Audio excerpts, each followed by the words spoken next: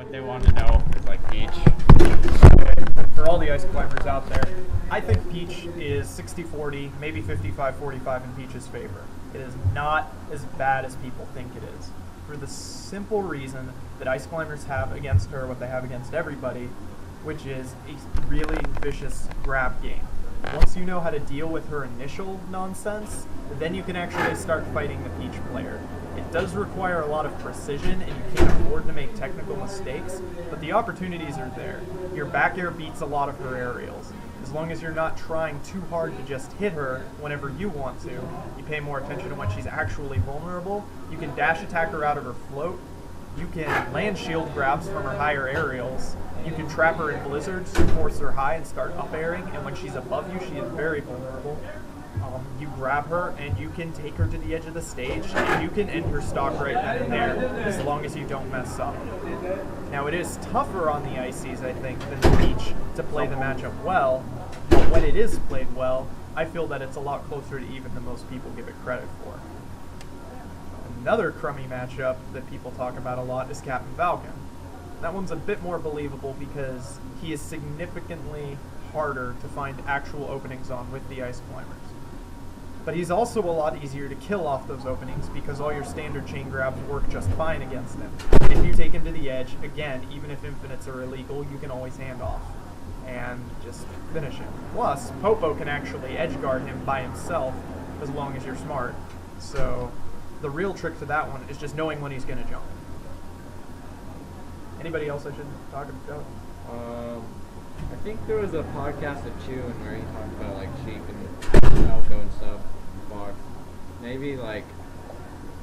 I mean, because like back in the day, maybe Ganon. Back in the day, it was thought that ice climbers countered Sheik. I disagree. That's another one of those matchups where I think at a high level of play against a really good Sheik, Sheik can keep them out for a long time. She can run, she can needle, she can pressure their shield very safely. Will you be here in like a few minutes? But the problem is that, again, much like Falcon, she eats a lot of punishment even off of solo Popo's openings. And on top of that, if you get her off the level, when she up B's onto the stage, you get a free grab and a finisher. So she has limited margin for error, but she does have the tools to keep the ice climbers out for a really, really long time, and it can be really, really hard to get in if the Sheik isn't going to let you. Ganon is another character like that, except it's easier for him, and he can kill Nana with 2 forward airs, and that's really, really depressing. But if you're patient and you don't rush the situations that you can't genuinely take advantage of, then you actually have a decent time against Ganon. He has a tough time getting through your blizzard, and he spends a lot of time on platforms. Once you've got an idea of his movements, it's a lot easier to land up airs and back airs on him than it is if you're just charging it blindly.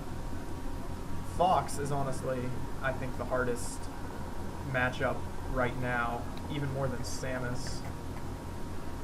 Because there aren't that many Samuses, and there are tons of Foxes. If Fox wants to run forever, he can.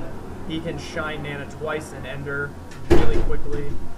He can do the same thing to you, so he can actually gimp the ice climbers. Most characters have trouble with that. Falco's rough, but there are lots of situations where you can take advantage of his openings way harder than you can with Fox, and he doesn't run away as well because he has less horizontal speed. So you said that Samus was the worst? What about Luigi? No, Samus is one of the worst. Okay. Because all she has to do really is space tilts against you, mostly forward tilt and up tilt, and you have one heck of a time actually getting in on her. Her bombs are really good against you for some reason. I guess fire counters ice. And if Nana gets separated from you, she eats a charge shot, more or less guaranteed, if the Samus wants her to. So, and Samus is pretty heavy horizontally. If you're not on a level where you just land up smashes, then you're going to be spending a long time trying to kill her, and you'll be at a positional disadvantage for most of the game. So it actually takes a lot of effort to outplay a Samus. Luigi's a pain, huge pain. I'm still not entirely sure what you do other than throw out lots of blizzards and try and get him to do dumb aerials that you can jump in, hit him, and then run away. And if you do manage to get a grab, there's not a lot you can do to him.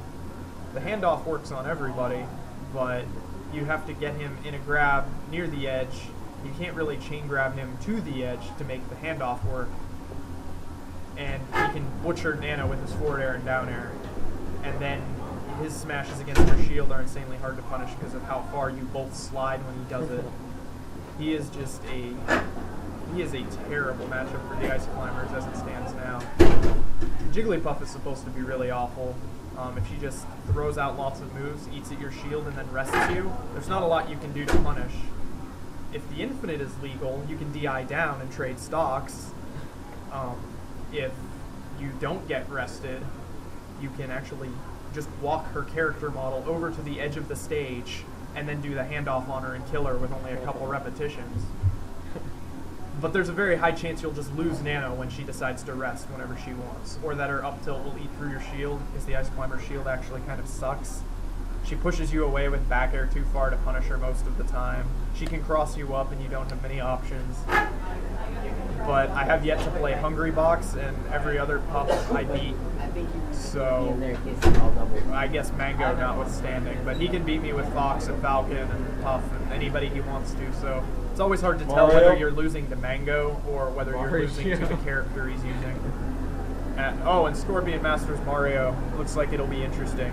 I really hope I get a chance to play it and find out more about that matchup and maybe share it with all of you in an enlightening post on Smash Bros. The match should be hopefully recorded for posterity. God help us if we don't. I'll give you money to money match Scorpion. Stabbed wants to give me money to money match Scorpion Master. I did it with McCain, or MacD, and he 2-0'd MacD's Peach. Yeah, but he didn't get paid. I didn't get any money because there was confusion, and it's not MacD's fault. But yeah, that's another case of, I think, Ice Climber's Peach not as bad as people say it is. Maybe I'm biased because I played almost every Peach in America at some points, and I'm so used to it that maybe I found some secret hidden way to do it that other people don't get. I doubt it. I think you just need to be precise and cautious. That's pretty much it. Taj destroys me with Mewtwo. That's because Taj is the greatest, and if you don't believe me, you can come to Arizona and get wrecked. That's about it. Or Pikachu. Axe. Pikachu hates the Ice Climbers. You can down throw if Nana split up, you can just down throw chain grab Pikachu until Nana comes back and then kill him. If you space it right, you can grab him out of his neutral air and then down throw chain grab him until Nana's there and then kill him. He's actually really easy to hand off. He's a big round hitbox, so he's easy to do your grab finishers on. You don't need to be precise with those at all. He jumps into blizzards. He has trouble shield pressuring you like he can other characters with his neutrals and up airs because you fly away too far. And you're really round, so it's actually tough for Pikachu to judge the hitbox he needs to get up air gimps on Nana, so it's really heavily in Ice Climber's favor, in my opinion. Yeah, fuck Pikachu. Poor Pikachu. I'm sorry, Axe. Axe has an amazing Falco, though, so that makes up for it.